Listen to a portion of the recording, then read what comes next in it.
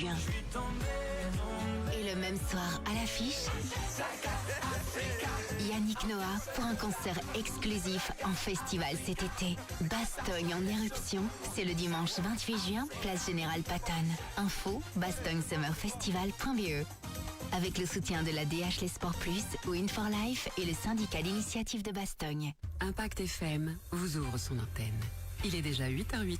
Oui, effectivement, déjà 8h08 à nouveau et nous sommes en direct sur Impact FM et aussi Impact News sur la page Facebook. Ce matin, à notre micro, nous avons Erwin Schopgus, président de Faircop. Bonjour Erwin. Bonjour tout le monde. Alors, pour commencer, Erwin, pouvez-vous un peu nous expliquer dans le 8h08 finalement ce qu'est Faircop? Comment est née cette belle aventure? La Faircop, c'est une coopérative qu'on a créée en 2009. C'est un rassemblement des producteurs laitiers de toute la Belgique. Moi-même, j'ai mon exploitation laitière à Amblève, tout près d'ici. Alors, en 2009, il y avait une grande crise laitière. Alors, suite à la demande du consommateur, les consommateurs ont demandé « Mais quel lait est-ce que je dois acheter pour soutenir mes agriculteurs ?» Mais à ce moment-là, il n'y avait pas de réponse. À ce moment-là, on a créé cette coopérative à 8 personnes. Aujourd'hui, on n'est pas loin de 500 agriculteurs membres dans toute la Belgique. La filière s'est agrandie. On a aussi une filière fruits. Et en plus, on a agrandi la coopérative aux citoyens, aux consommateurs. C'est-à-dire que tout le monde ici, partout, ils peuvent acheter des parts à la coopérative et devenir membre, participer à l'Assemblée générale et participer aux décisions de la coopérative. Voilà un petit peu finalement comment fonctionne cette coopérative comme la vôtre alors. Oui, pour nous c'est très important. Nous autres, on est une coopérative équitable. On a notre marque Fairbel qu'on a créée aussi en 2009. Au début, c'était que des produits laitiers. On a commencé avec du lait, après on a fait du beurre, du lait chocolaté, plusieurs sortes de fromages. Et Fairbel, c'est vraiment commercialiser nos produits sous la forme équitable. Équitable, ça veut dire quoi? Que tout le monde dans la chaîne est rémunéré correctement. D'abord, nous les producteurs, qu'on a un prix qui couvre les coûts de production, inclut une rémunération pour notre travail. Parce que je pense qu'ici, on le sait, le métier d'un agriculteur, c'est quand même 24 heures sur 24, 7 jours sur 7 pendant toute l'année. Alors, il faut une rémunération si on veut sauvegarder les exploitations familiales. Après, équitable, ça veut dire pour le transformateur. Équitable, ça veut dire aussi équitable pour la distribution, que la marge de la distribution, elle est correcte. Parce que souvent, on dit, oui, mais la distribution, elle se met tout l'argent dans la poche. Dans notre concept, dans les négociations, on fait que la distribution a une marge correcte qui convient à tout le monde.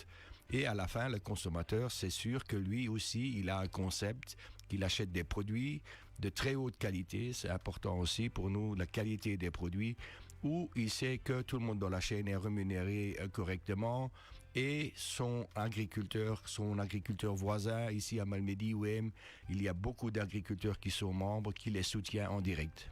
Voilà, vous parlez donc de commerce équitable à l'instant. C'est vraiment une réalité ce commerce équitable chez nous, dans la région, en Belgique? Au début, on pense tout le temps, quand on pense au commerce équitable, c'est les cafés, les cacao, les bananes. Mais depuis 2009, on a dit, oui, mais c'est bien de soutenir les agriculteurs dans les pays tiers. Mais pourquoi pas développer un commerce équitable nord-nord ici dans nos régions.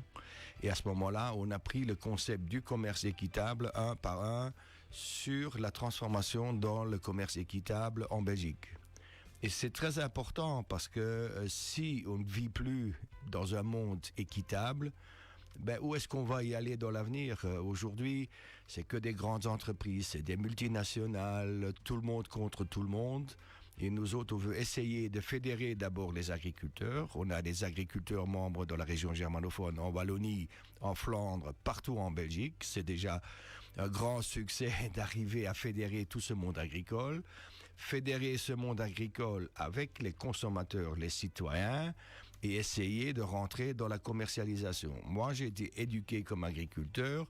On m'a dit, occupe-toi de tes vaches, traite tes vaches, travaille dans les champs, mais t'occupe pas de la commercialisation. Et c'est une grande erreur que nous autres, les agriculteurs, on ne s'est plus occupé de notre commercialisation. C'est pour ça qu'on a créé Fairbel, un lait équitable. Aujourd'hui, en Belgique, et surtout en Wallonie, on fait presque que des produits industriels. Et ça, il faut avoir des produits avec une valeur ajoutée et après arriver à commercialiser, avoir une marque commerciale. Aujourd'hui, vous pouvez bien réfléchir tout le monde, des marques commerciales qui appartiennent aux Belges, il n'y en a presque plus. C'est tous des marques soit qui appartiennent à Colruyt, Carrefour, Delhaize, Aldi, Lidl, ou c'est des marques qui appartiennent aux multinationales comme Campina, comme Arla, comme Danone, comme Lactalis. Et nous autres, on essaye, avec les moyens qu'on a, de trouver notre petite place dans ce marché. On a fait une grande croissance depuis plus que 15 ans maintenant, mais il faut s'engager, on a besoin des agriculteurs motivés. Et en même temps, on doit convaincre le citoyen, s'il veut garder cette agriculture familiale, oui, parfois, il doit acheter des produits qui sont un peu plus chers. Et je pense que c'est pas ça qui va faire la différence dans le portefeuille des gens. Voilà, on va encore vraiment souligner 2 fois, concrètement, pour les auditeurs qui nous écoutent, quand je prends un produit Ferbel dans le rayon d'un supermarché, d'un magasin, qu'est-ce qui le rend vraiment différent? Qu'est-ce que ça change pour vous, pour un agriculteur belge? D'abord, sur chaque litre de lait, il y a une certaine somme, je vais dire par exemple 10 cents, qui sont mis dans un pot. Après, par exemple, si on vend 10 millions de litres de lait, tout cet argent récolté, ça c'est le job le plus difficile, de trouver cette plus-value, et ça c'est distribué à 100% aux agriculteurs. Samedi, on a notre assemblée générale. Là, on va le décider tous ensemble. Et après l'assemblée générale, chaque agriculteur, il peut prouver que pour une partie de son lait, il a reçu une rémunération équitable. Ça veut dire quoi? D'abord, il a touché son prix du lait à la ferme. Aujourd'hui, on est très très très bas. Et après, il reçoit un bonus compensatoire pour une partie de lait. Alors, de plus que nous autres, on vend du lait, de plus grand est le bonus pour les agriculteurs. C'est ça. Alors, pourquoi, Erwin, pourquoi les consommateurs auraient-ils vraiment intérêt à privilégier ces produits équitables et locaux surtout? Oui, mais regardez, ici, je pense qu'ici, on est dans la plus belle région presque de toute la Belgique, je veux dire. Mais regardez les champs, comment ils aient les vaches qui sont encore dehors. Qu'est-ce qu'on veut avoir comme paysage dans l'avenir? Est-ce qu'on veut qu'avoir des fermes et c'est en route entre 500 et 1000 vaches? Là, tu ne vois plus des vaches en pâturage. Est-ce que tu veux avoir des exploitations familiales ou industrielles? Et est-ce que tu veux manger et assurer l'alimentation dans l'avenir? On regarde toutes les crises dans le monde aujourd'hui, n'importe pas où. Si dans l'avenir, on n'a plus d'agriculteurs chez nous, dès qu'il y a une vraie crise, on l'a vu pendant le Covid, c'est le meilleur exemple. On a fait notre chiffre d'affaires plus 20%. Mais dès que le Covid était terminé, ça a rechuté comme avant. Et les gens, ils se rendent compte du moment qu'il y a une crise. Aujourd'hui, il fait très chaud. Un peu à l'égal du climat, j'allais le dire. Oui, aujourd'hui, il fait très chaud. Tout le monde doit réagir pour le climat. Il faut qu'on fasse quelque chose. Et demain, il va faire froid, alors tout sera oublié. Et on doit vivre dans une durabilité et de mettre les choses correctes pour que tout le monde en profite. Si on vit que individuellement, et c'est un peu de mode de vie dans lequel on est aujourd'hui, à long terme, ça ne va pas marcher. À court terme, peut-être je peux en profiter. Mais la durabilité et le monde agricole, pourquoi est-ce que je suis agriculteur? Je suis agriculteur pour produire, avec mes vaches, mes animaux, de la nourriture, pour donner de l'alimentation aux consommateurs. Et pour ça qu'on a créé Ferbel. Ferbel, c'est un des plus beaux projets qui sont créés, mais on doit se battre, on doit convaincre tout le monde pour ce partenariat entre consommateurs, la grande distribution aussi. On a besoin des magasins qui vendent notre produit et le monde agricole dans un commerce équitable. Absolument. Et on a bien compris que, suivant vos propos, cela dépend, le succès, évidemment, des consommateurs. Hein, ça, c'est clair. Alors, on entend aussi souvent que consommer de manière équitable coûte plus cher. Est-ce que c'est vraiment un argument? C'est le cas ou c'est avant tout vraiment ce choix de société, de solidarité avec nos producteurs, Erwin? Oui, mais plus cher, ça veut dire quoi? Si tu vas en magasin, tu as peut-être le choix d'acheter un litre de lait à 1,50 € ou acheter un litre de lait à 1 €. D'abord, un litre de lait à 1 euro, quand tu l'achètes, tu sais que tu vas détruire tes agriculteurs de la région. Parce qu'avec 1 euro par litre de lait, comment est-ce que vous voulez que moi, en magasin, comment est-ce que vous voulez, il ne faut pas faire des grands calculs, comment est-ce que vous voulez que j'arrive à survivre mon exploitation? Et alors, qu'est-ce qui se passe? Les exploitations sont reprises. Alors, pour moi, c'est crucial, plus cher, à long terme aussi. S'il n'y a plus d'agriculteurs, s'il n'y a plus s'il n'y a plus des bétails dans la région qui va entretenir la région, est-ce qu'on va avoir que des fermes, des grandes fermes, comme je l'ai déjà dit? Alors, plus cher, c'est regarder. En plus, on parle ici de quelques cents.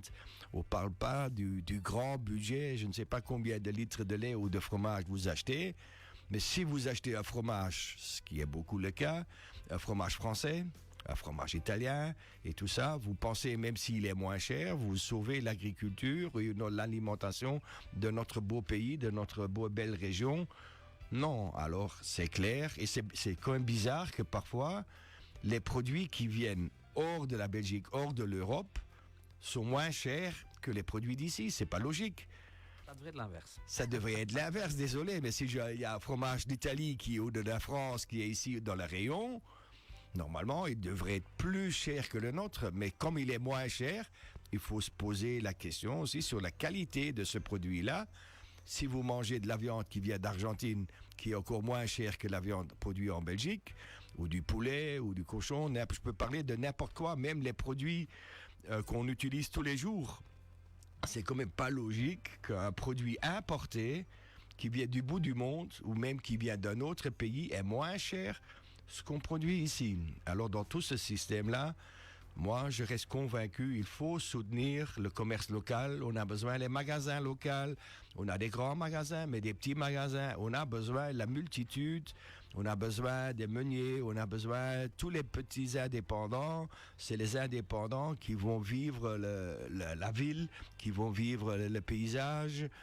Si on va que dans des entreprises multinationales, grands, avec 100 000 employés, je ne pense que ce n'est pas le bon système pour les jeunes qu'on doit vivre dans l'avenir. Oui, évidemment. Et autrement dit, avant de poser un acte, il faut bien réfléchir à ce qu'on fait finalement. Il faut se poser les bonnes questions. Je pense que c'est clair. Moi, je défends mon métier d'agriculteur, mais c'est pas que le monde agricole. Tout ce qu'on fait, il faut y réfléchir. Et c'est clair que tout le monde dit, oui, mais les moyens, tout est devenu plus cher. Oui, mais l'alimentation, moi, je reste convaincu de ça. L'alimentation, c'est-à-dire, je mange les produits. Les produits, je les mets dans mon corps. Ouais. Alors, quelle valeur est-ce que je mets dans ma bouche, pour dire très franc, quelle valeur et qu'est-ce que je mets dans ma bouche? Est-ce que ça vaut la peine de mettre un produit au prix bas, que je ne connais pas la qualité, je ne sais pas qui est derrière, en plus je soutiens un multinational qui produit ces produits-là. Ouais. Ou est-ce que je regarde et j'achète chez mon voisin, j'achète local? On ne sait pas faire tout. Mais je pense qu'on a quand même une responsabilité, chacun entre nous, de bien faire attention. Et la nourriture, c'est quand même la santé, ça va ensemble, Absolument. Alors, deux petites questions avant de se quitter, parce que le temps passe vite, Erwin. On a vraiment envie de discuter avec vous encore une partie de la matinée. Quels sont les produits Fairbell qu'on peut retrouver aujourd'hui même dans le magasin, et dans quel magasin d'ailleurs? D'abord, on a commencé avec le lait demi-écrémé. On a un lait entier. C'est un lait entier comme il sort du pied de la vache, c'est-à-dire la taux de matière grasse variable. On a un lait chocolaté dans les petits berlingots de 250 millilitres.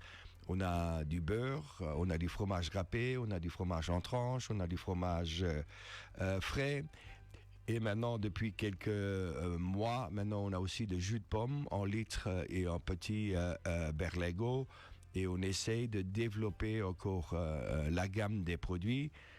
Alors, je suis presque sûr, dans chaque magasin, vous trouvez partout en Belgique minimum un produit.